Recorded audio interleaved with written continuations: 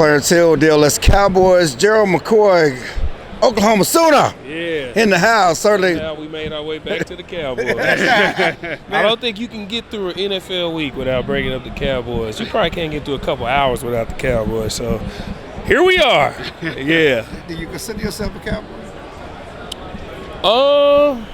Anytime I name teams I played for, I say the Cowboys. You know, because if I got a check with Jerry's name on it, right, I was a Cowboy, dang it. You know, and I did get a check. So, yeah. You know, obviously, different spots. How the Cowboys run things. Just talk about the experience there and how that is different from Tampa and some other places you've been. Yeah, man. You know, a lot of people ask me, they was like, gee, you was inside the building. How you feel about this, and that? Let me tell you something. That organization is grade A. I don't care.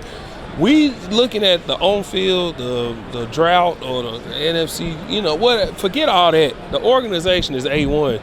I have zero complaints about my time there. They had their own Uber account. I walked in day one. I went to give the order for my omelet the next day. The chef had it memorized. Like, even to this day, the Cowboys had the fan night for training camp. I was able to reach out to them, and they allowed not just me and my son, but two of his friends to come on the field during practice. Like, when you got an organization like that, man, they'll never hear a bad word about them from Gerald. They run it top notch. They make sure all the players are priority, and they take care of them for sure. Gerald, you mentioned the drought though, and we talk everything about the Cowboys at Super Bowl week. Just how shocking is it that we're coming up on the 30-year anniversary of going to the Super Bowl and even going to a conference title game? I don't know if it's shocking. You know, it's just something we making a big deal. You know, and it's just like, teams go, teams don't. And I think, what are they, the longest now since Washington? About 14, 15 years. Bears are the next from 14 in the NFC. Well, Washington, just like the NFC Championship, Washington was behind. They were the longest before now. And now it's been, Yeah. Man, you know what? There's a lot that goes with.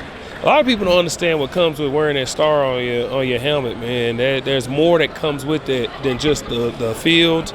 And it can be a lot, and you look at what they had when they did win it, is there was just a certain type of formula, and I don't know if they've ran into other teams that have that formula, or when that formula needs to come into fruition, it's just not happening.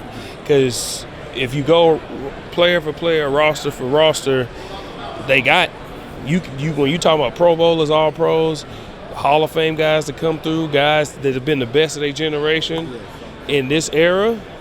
Cowboys is probably top 3, you know, so it's the players, it's a combination of all of it, man. Nobody can figure it out. Nobody can figure it out. You know, it's like, you want this and you want that and you want this. This is what I'll say. What I do know is Jerry runs his organization a certain way, and whoever is at the helm of the organization, meaning the head coach, has to run it a certain way. And I think since the Jimmy Johnson, you know, even Barry Switzer time, they've had guys that have had to run it a certain way. And that's why when they was asking, before they hired Schottenheimer, I said they needed to try and get Mike Tomlin, because you need a guy that's willing to say, Jerry, I got it. Let me do it. I got it. And I think when that's happening, it's causing a disconnect, and Jerry like, nah, that's enough. Like, I know you're going to do what I said or it ain't happening.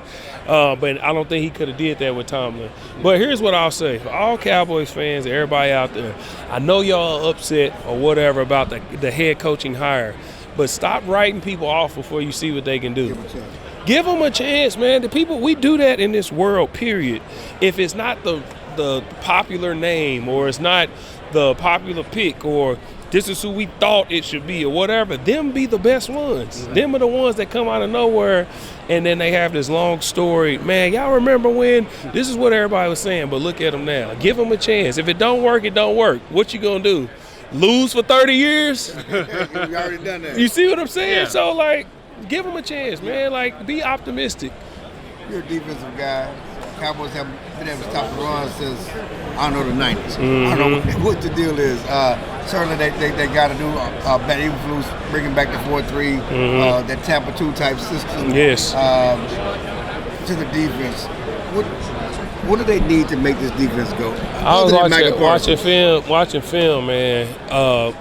When I was watching film, I watched film on the Cowboys and broke down the run game.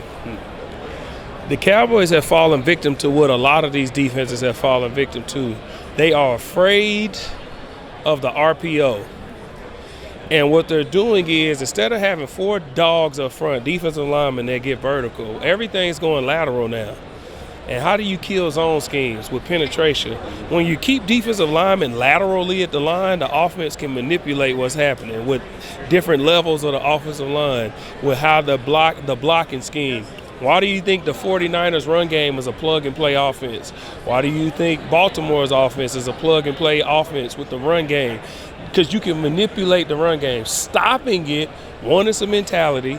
You have to be disciplined, but also how you're coaching it can be a problem. And the Cowboys have fallen victim to that. They moving lateral too much. You need to get vertical penetration and get on the other side of the line of scrimmage, because it speeds up the operation. I don't care how good Saquon Barkley is. He doesn't want to speed up his operation.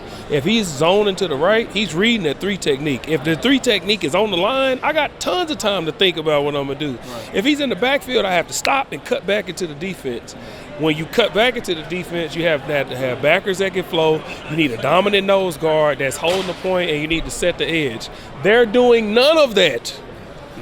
That's the problem. So how important would it be to get a dominant 3 technique and nose tackle, potentially in the draft for the Cowboys, or even with a veteran in free agency? I mean, that's what well, Diggy Zua is good enough. You just got to coach.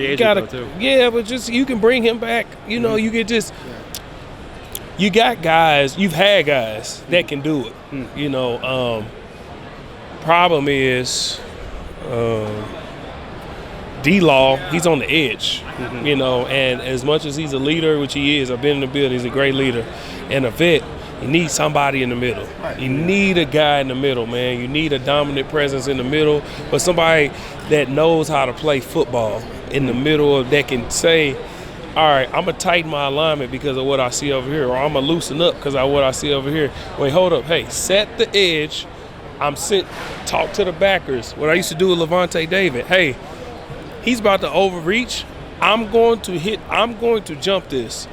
If I fall out of my gap, cover me up. That's how you play the run. That's how you cover each other up, but it takes a vet to know to do all stuff like that. So it's a lot to it, man. Yeah. Gerald McCoy, I've said it years, you need a horse in the middle. You need a horse in defense, and a house at nose tackle, defense tackle, 3 technique to be a good 4-3 defense. Yeah. That's why I was excited when you brought you here. Yeah, man, I was excited. I was extremely excited, and I hate that I didn't get to one. I grew up from Oklahoma City. Right. My first ever book report was on a Dallas Cowboy. My second ever book report was on another Dallas Cowboy. So growing up in Oklahoma, you either love them or you hate them. I loved them.